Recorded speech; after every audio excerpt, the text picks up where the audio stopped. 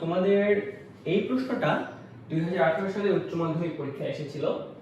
প্রশ্নটা বলা হচ্ছে দুটি ব্যাংক তাদের নিজ নিজ ওয়েবসাইটে হিসাবের প্রকৃতি অনুযায়ী গ্রাহক সংখ্যার তথ্য এই এ ব্যাংক এইভাবে এবং বি ব্যাংক পাইচিত্রের মাধ্যমে প্রকাশ করছে। তাহলে দেখো আমাদেরকে যে প্রশ্নের উত্তর দিতে হবে। ক নম্বর প্রশ্নটা হচ্ছে নমুনা কি? তোমরা জানো অলরেডি যে নমুনা ও সমগ্রক বলতে আমরা কি বুঝি। নমুনা হচ্ছে সমগ্রকের একটি প্রতিনিধিত্বকারী অংশ। তোমরা এই সংজ্ঞাটা খুব সুন্দর করে লিখবে যে কোন সমগ্রকের প্রতিনিধিত্বকারী যে অংশ দ্বারা কোনো গবেষণা পরিচালনা করা হয় সেটাকে নমুনা বলে। তো এরপর একটা ছোট উদাহরণ দিয়ে দিলে, যেমন যে কোনো একটা নমুনা, যে বাংলাদেশের সব মানুষ থেকে কিছু মানুষ আমরা নিলাম, নিয়ে তাদের আয় নিয়ে গবেষণা করলাম, এরকম একটা উদাহরণ দিলে। তারপরে দেখো খ নম্বর প্রশ্নে আসতেছে যে সারা বুদ্ধিমতী ইহা কি পরিসংখ্যান ব্যাখ্যা করো। তার মানে সারা বুদ্ধিমতী এই স্টেটমেন্টটা পরিসংখ্যান কিনা এটা আমাদের বলতে হবে। তোমাদের মনে আছে একদম প্রথম অধ্যায়ে আমরা শিখেছিলাম যে পরিসংখ্যান যে কোনো সংখ্যাই পরিসংখ্যান হয় না, পরিসংখ্যান হইতে হইলে কিছু বৈশিষ্ট্য থাকতে হয়। তো তোমরা ওই বৈশিষ্ট্যগুলো লিখবা, তারপর দেখবা যে সারা বুদ্ধিমতী এই স্টেটমেন্টের মধ্যে ওই বৈশিষ্ট্যগুলো উপস্থিত কিনা। যদি উপস্থিত থাকে তাহলে হ্যাঁ ঠিক আছে এটা পরিসংখ্যান, যদি উপস্থিত না থাকে তাহলে পরিসংখ্যান না। আমরা জানি কি পরিসংখ্যান হইতে হলে সংখ্যাবাচক উপস্থাপন হইতে হয়, তাই না? সারা বুদ্ধিমতী এটা কিন্তু কোনো সংখ্যাবাচক উপস্থাপন নয়। সারা বুদ্ধিমতী এটা আমরা জানি, কিন্তু সে কতটুকু বুদ্ধিমতী এটা কিন্তু আমরা জানি না। তাই এখানে আমরা কিন্তু আগে থেকে দেখেই বলতে পারছি যে এই সারা বুদ্ধিমতী এই স্টেটমেন্টটা পরিসংখ্যান না। তো এখানে তোমরা দুই ধাপে এই উত্তরটা লিখবে।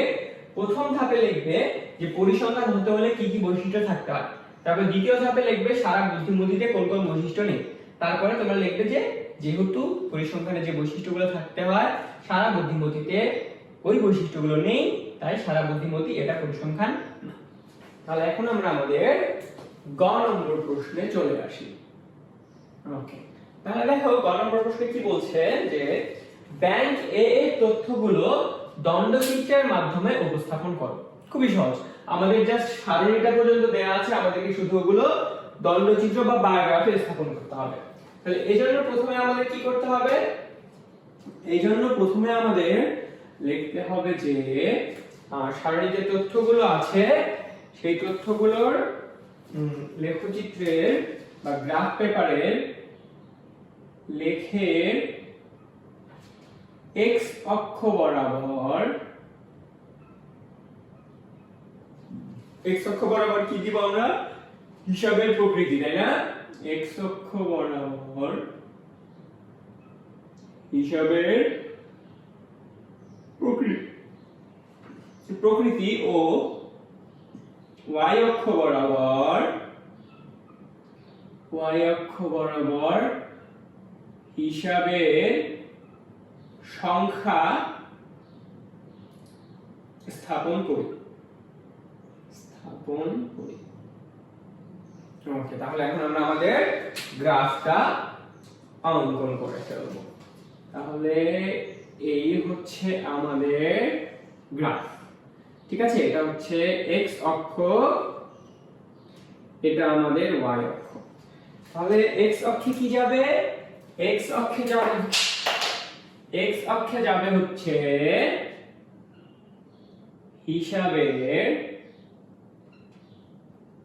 হিসাবের প্রকৃতি। আর y অক্ষে কি যাবে?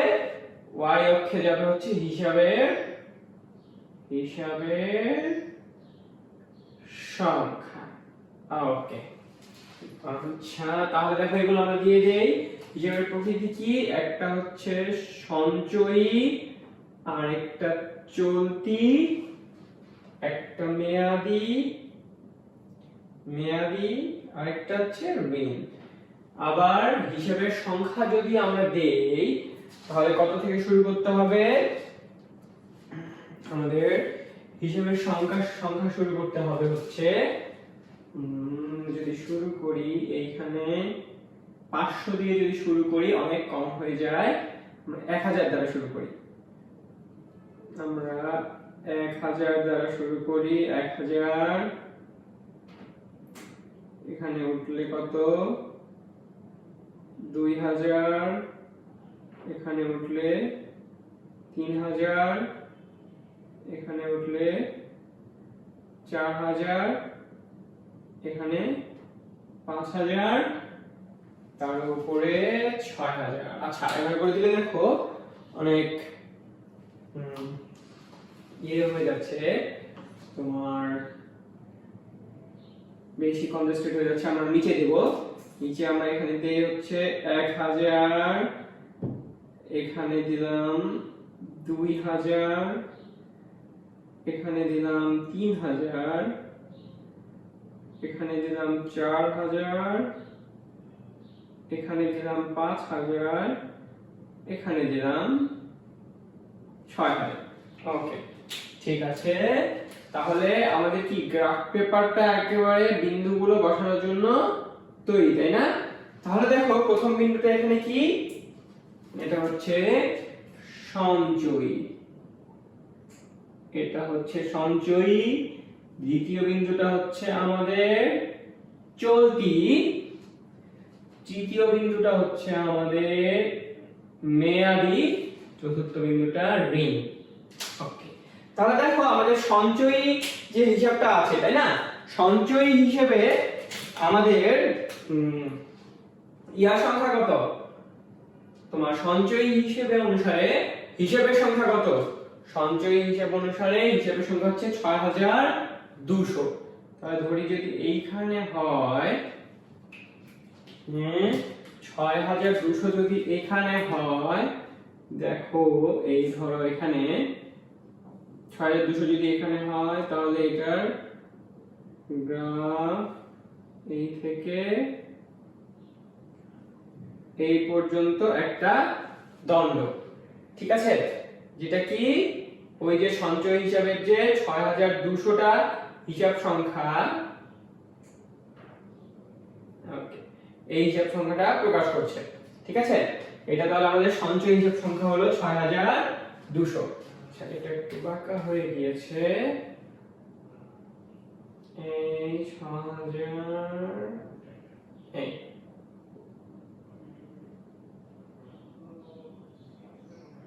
ওকে, এটা হচ্ছে 6200, ঠিক আছে?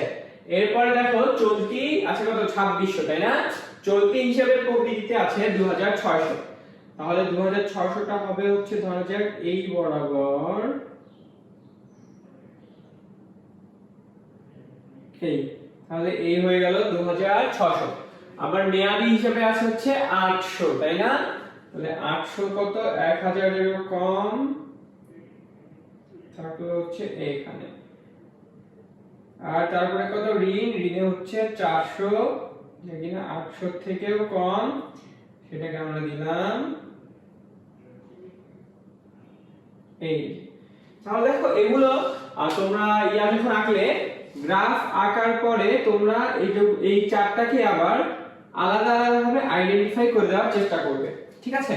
তাহলে তোমাদের কাছে যদি পেন্সিল থাকে, তাহলে এই কাজটা তোমরা পেন্সিল দিয়েও করতে পারো, অথবা কলম দিয়েও বিভিন্ন ইয়া করে দিতে পারো। অর্থাৎ এই চারটা যে তোমাদের আলাদা আলাদা হিসাবের প্রকৃতি আছে, এই আলাদা আলাদা হিসাবের প্রকৃতি অনুসারে তাদেরকে তোমাদের চিহ্নিত যদি তোমরা করে দিতে পারো, তাহলে সব থেকে ভালো হয়। তাহলে বোঝাবে যে এইটা দ্বারা, এই তোমাদের এই চিহ্ন দ্বারা এই ধরনের হিসাব বোঝাচ্ছে, ঠিক আছে? যাতে পরীক্ষকরা দেখে সহজেই বুঝতে পারে।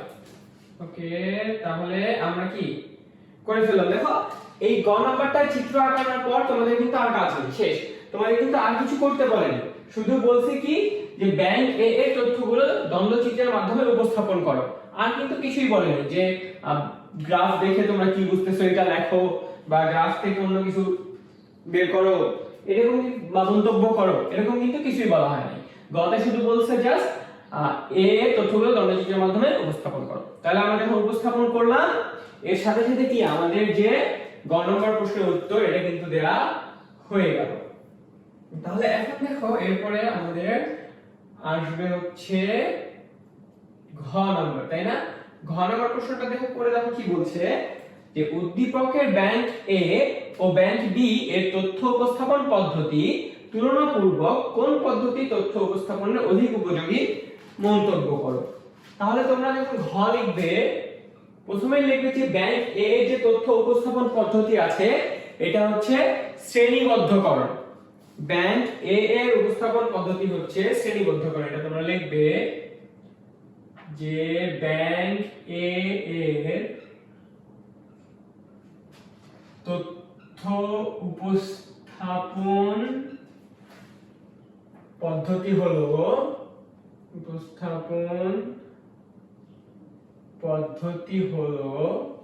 শ্রেণীবদ্ধকরণ।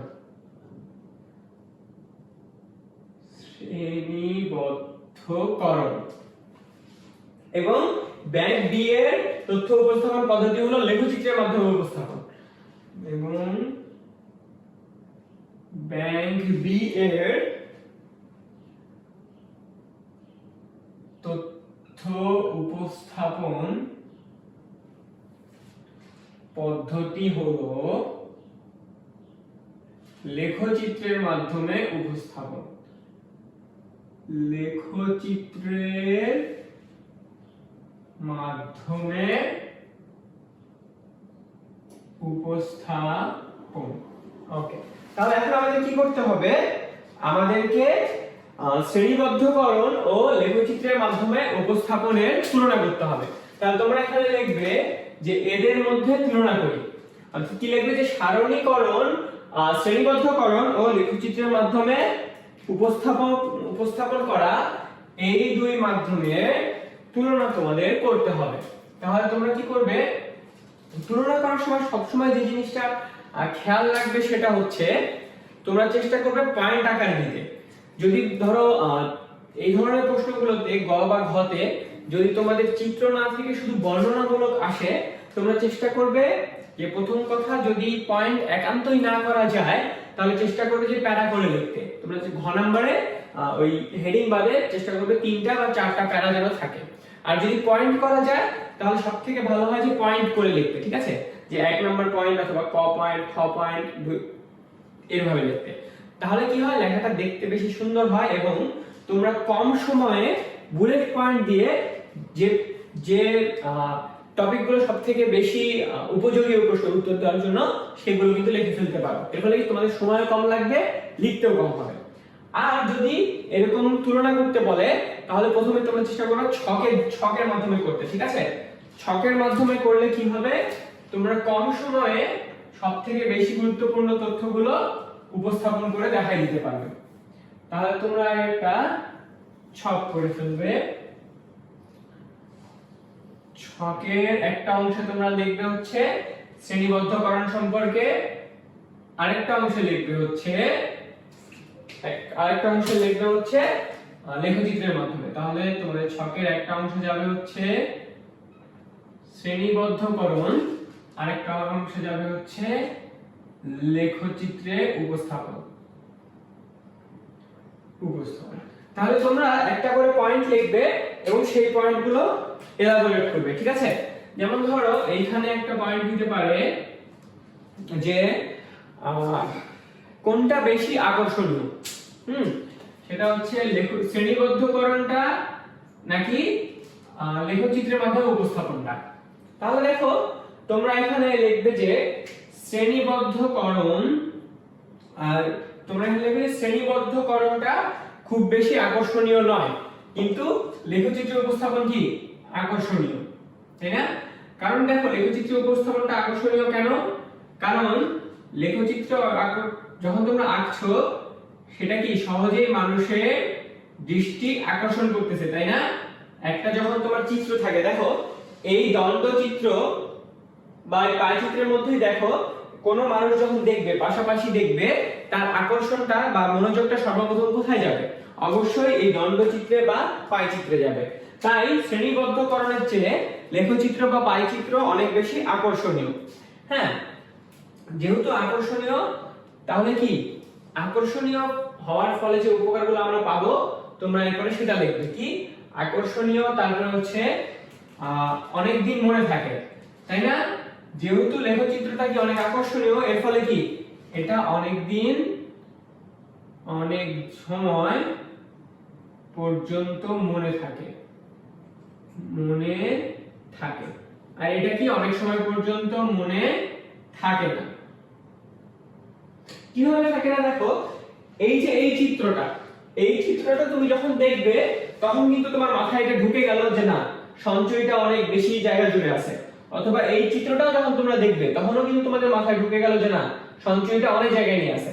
কিন্তু দেখো শ্রেণীকরণটা তোমাদের প্রথম দেখে কিন্তু তোমরা বুঝতে পারতেছো না যে সঞ্চয়টা আসলে অনেক বেশি হলেও কতটুকু বেশি আছে। কারণ কি, ওই যে শ্রেণীবদ্ধকরণটা আছে সেটা দেখে কিন্তু খুব সহজে তুলনা করা যাচ্ছে না, অথচ এই দুটো চিত্রে কিন্তু অনেক সহজেই তুলনাটা স্বয়ংক্রিয়ভাবে হয়ে যাচ্ছে। তাহলে এটা অনেক সময় মনে থাকবে, এটা আরেকটা পয়েন্ট গেল। আরেকটা হচ্ছে এখানে সময় কম লাগে, ঠিক আছে? কম সময়ে বেশি ধারণা পাওয়া যায়। কিভাবে? লেখচিত্র দ্বারা কম সময়ে বেশি ধারণা লাভ করা যায়, ঠিক আছে? কম সময়ে বেশি ধারণা পাওয়া যায়। হ্যাঁ, এটা দেখি কি বেশি ধারণা পাওয়া যায় না, বেশি ধারণা পাবে না। এরপরে 4 নাম্বার পয়েন্টে আসো। 4 নাম্বার পয়েন্টে হচ্ছে এই যখন তোমরা লেখচিত্র দেখবে তখন তথ্যের প্রকৃতিটা সম্পর্কে একটু জানতে পারবে। যেমন ধরো এখানে সঞ্চয় থেকে যত ঋণের দিকে গেছে তত কি কমতেছে, তাই না? খুব ভালোভাবে আমরা ধারণা পাচ্ছি, কিন্তু শ্রেণীবদ্ধকরণে সেই ধারণাটা পাওয়া যাবে না। তাহলে লেখচিত্রে আমাদের কি তথ্যের প্রকৃতি সম্পর্কে জানা যায়। এখানে কি তথ্যের প্রকৃতি জানা যায় না। আবার আরেকটা পয়েন্ট হইতে পারে হচ্ছে এটা দেখো, যেহেতু এটা বেশি দিন মনে থাকে, যেহেতু লেখচিত্রটা কি বেশি দিন মনে থাকে, তাই কি এটার স্থায়িত্ব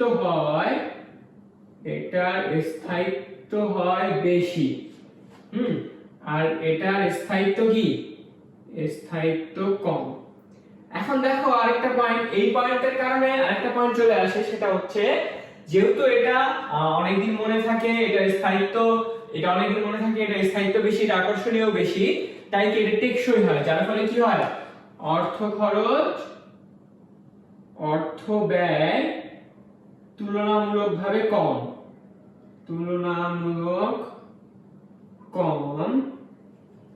এখানে হচ্ছে অর্থ ব্যয়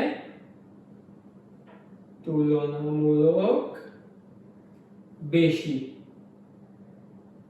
তারপরে দেখো এটা দেখে কিন্তু সিদ্ধান্ত নেওয়া সহজ।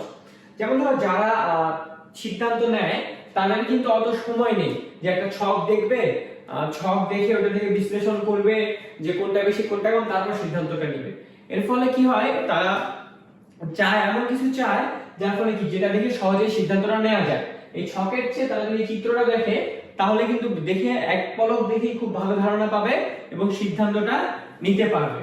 তাহলে এই কারণে কি লেখচিত্র দেখে কি সিদ্ধান্ত নেওয়া সহজ, এটা দেখে সিদ্ধান্ত নেওয়া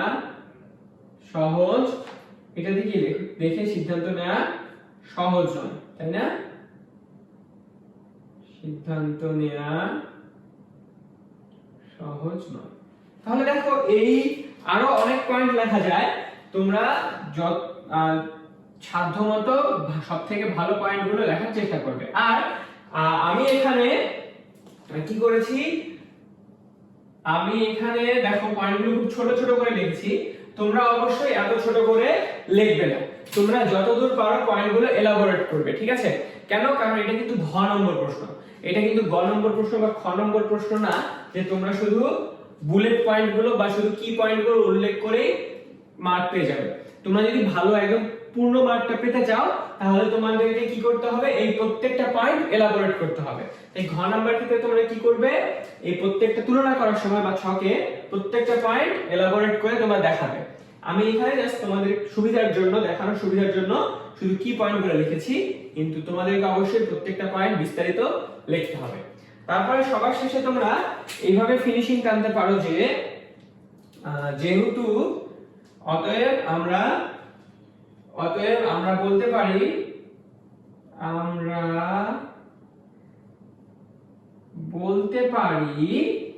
যে লেখচিত্রে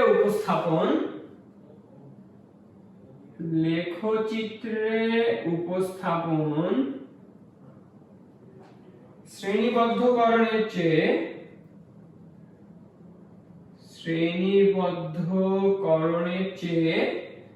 বেশি